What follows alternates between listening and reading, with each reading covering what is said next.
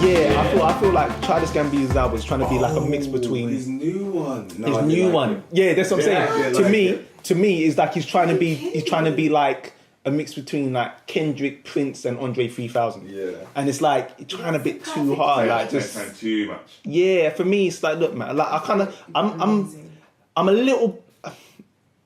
I'm a little bit of a purist in the sense of like, if you're gonna be a rapper, man. Why are you trying to be a singer now and trying to be all funky like Prince and you know what I mean? Like, don't get me wrong, like like for example, I really like Drake, but to me Drake came out, that was his lane. He was a singer, rapper. He came out like that. He came out like that, and it's just you know, I feel like Charles Gambino is like, you're meant to be a rapper. I'm expecting a rap album, and you're singing. Like, like it's, you know, and I don't know. It works sometimes. Like I thought, you see, like Kanye, 808 and Heartbreaks. Yeah, but that's a different thing, though. Well, but then again, a lot of people saying he's kind of singing on the album, but it was like auto-tuned, and it still had that vibe to it. It still felt, I don't know. I think that's probably actually his best album overall as a body of work. Yeah. I think it's one of his best albums. Huh? Yeah, we want to get into questions. Yeah, cool. Yeah, we can get into. I can talk about musical day. So do I need to intro this one down as well? Yes, you do. So welcome to episode 2. Okay. All right. Well, you know, hi everybody again. It's Rommell Wallace, and it's episode 2 of Rommell Says. So thank you for joining me again. So I'm going to be answering more questions today. Hopefully, we've got some interesting ones being sent in. And I'm here to try and help as much as possible. So let's get to the questions. Dino. By the way. No. Why not? You read it. All right. This is an email from Charlotte. Okay. So I'm trying to get into the industry I don't have experience in. What would you recommend? So wants to get into an industry she has no experience in. Yeah, a particular industry that she has no experience in. What do you recommend? I think it depends on what you've done so far. So if you've done like, you might not have experience, but if you've done like qualifications and related stuff like that, you know, that could be useful. I'd say one of the best things is like maybe volunteering. Try and do things to get relevant experience. So you can volunteer, you can just get involved in projects or extracurricular activities that are relevant to what you want to get into. And depending on what it is, you can just actually proactively do stuff yourself. You know, like particularly with like the internet nowadays, there's various software and technology that you can access. If you actually really want to get into things, you can actually proactively do it. So for example, if you want to get into social media or digital marketing, you can actually just proactively start doing stuff on social media. You know, there's nothing really stopping you blogging and doing things like that. And companies in that industry will actually want to see that you're doing proactive things. You know, if you actually went to an interview and it's like, oh, well, I want to get into this industry, I've got a passion for it. And it's like, okay, well, what have you done? And it's like, oh, I haven't done anything. And it's like they wouldn't take you seriously, you know. So be proactive, do stuff. Get involved in projects, volunteering. Sometimes I hear a lot of people say, oh no, I'm not going to work for free. And it's like, but why not? Like, you know, it doesn't have to take up your whole life. You could literally do a couple hours, 1 day a week, and that would still look good on your CV. You can still, you know, kind of network and build up connections. And hope, to be honest, you can actually enjoy it and it can really develop your skills. So I think volunteering is a really, really good way, and extracurricular activities, that type of thing. So I would say just try to expose yourself as much as possible to relevant things for whatever industry you want to get into. So I think for that question, what would be a good follow-up from that is maybe email back and let me know what industry it is. And hopefully I can give a more specific answer to that industry you want to get into. Yeah. So we get Remy to try and send in another email. Yeah. That'd be good. Cool. So we've got an email, Twitter here from Indie Media. Okay. It's a tweet, and they're saying that they're employing for work experience for the first time. Yeah. What should we look for in a candidate? So take from the name, it's a media company. Yeah. So I would say one thing would be that you want to probably get people that are proactive. So if you looking for, well, sorry, this is work experience. It's not actually a job. Work experience. I mean, they said that Yeah. we talked to them on the through the we had a little conversation with them, and they were saying that it was work experience which potentially would lead to a position of employment. But, they wanted to try and use this to see what different people are like, so that they were picking the right person. Yeah. Well, again, it kind of varies. Depends on how long the work experience is going to be, what they're going to do during the work experience. So if it's going to be like quite a long-term work experience, that, as you said, like might lead to an actual job, you probably want to get someone that's much more committed, that's shown that they've done things proactively, to develop their skills and knowledge within the industry, and they have a real passion for it. Like having a real passion and desire for what they want to actually do is going to be one of the main things, because obviously, work can be hard. It's going to be challenging. It's going to be work commitments, and they're not necessarily going to get paid.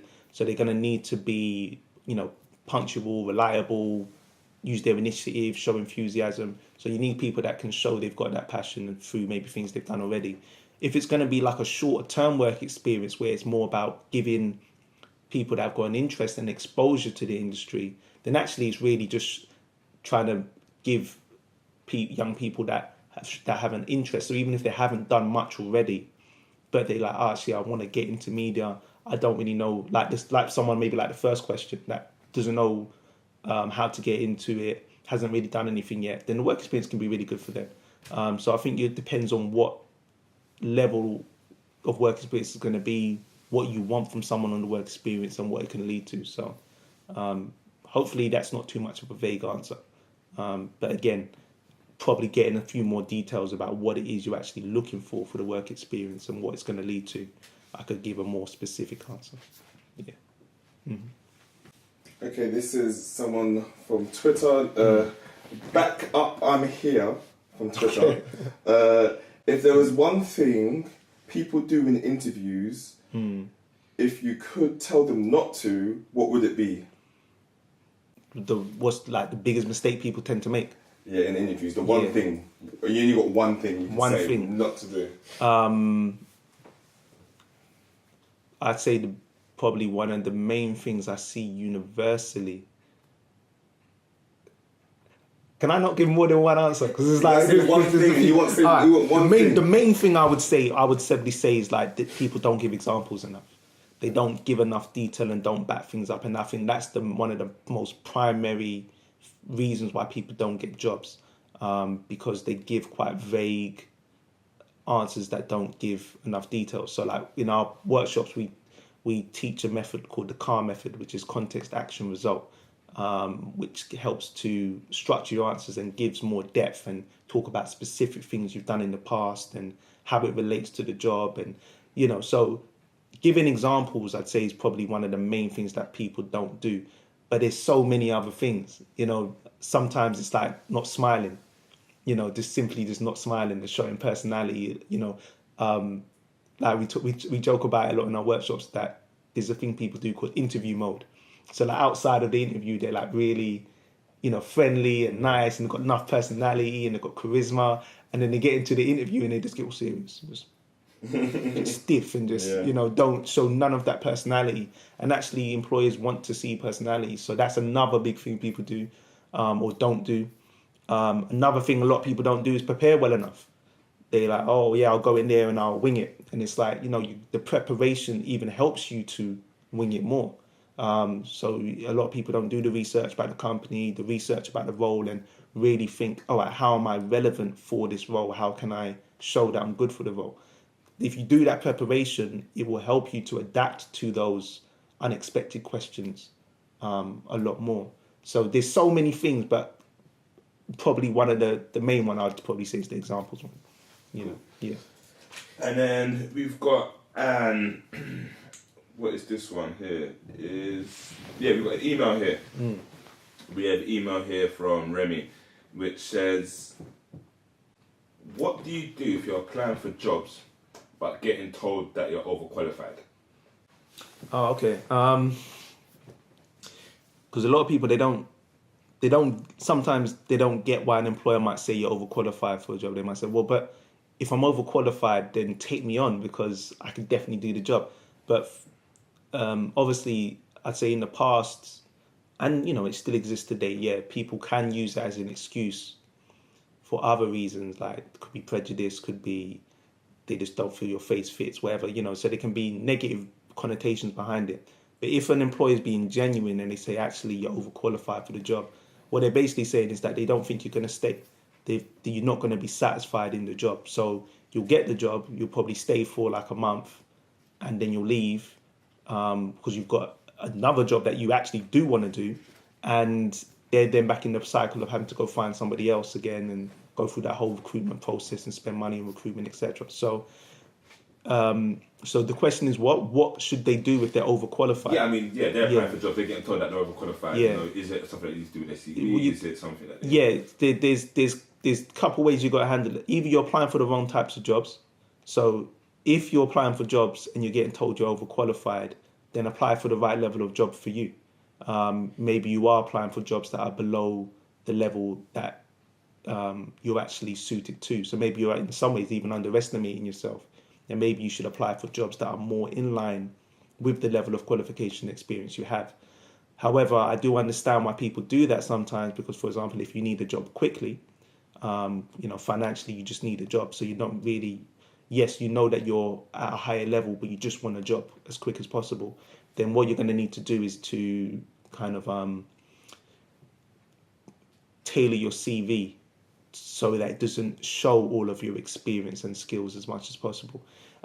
So that would be things like maybe leaving out certain qualifications, or when you talk about the work experience you have, like maybe the way you detail it, not explaining everything that you did in that role. There's various things that you can do to kind of tailor your CV down a bit to make it more suited for the role. So, but again, I would probably need to sit with a person as an individual and look at their CV and talk, because again, everyone's different, everyone's an individual. So that will change from person to person, the kind of tweaks that would need to be made. But you can bring down the level of your CV so it's more in line with the kind of roles you're applying for.